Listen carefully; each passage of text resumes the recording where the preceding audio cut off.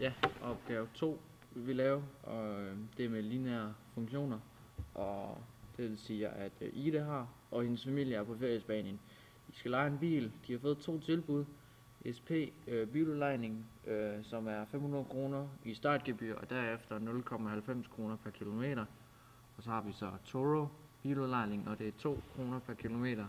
Og Senorita biludlejning på 250 kroner i startgebyr, og derefter 1,10 kroner per kilometer. Ja, og så, den faste omkostning, som der står der, det er 500 ved den der ESP, og de skal betale ud over alle de kilometer, de kører, der skal de betale 9, eller 0,9, og den funktion, vi har lavet, der er det y lige med 0,9x plus 500, som I kan se heroppe i venstre hjørne. Og så har vi taget den der Senorita, og det er så B'eren, og der stod der, at de skulle betale 2 kroner per kilometer, de kørte.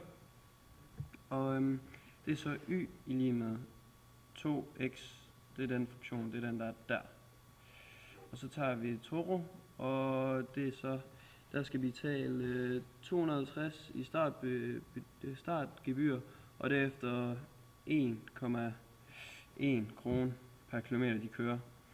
Og så har vi så valgt mig og Lasse, at vi siger, at de kører 500 km på den ferie, de har.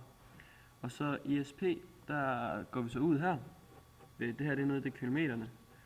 Og så kan vi se hernede, at 500, så går man op.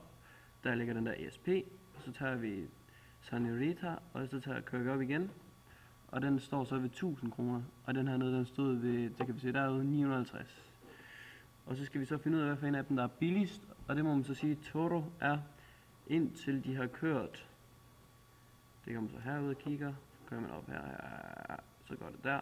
Så er det sådan cirka ved 12.500 km, de har kørt.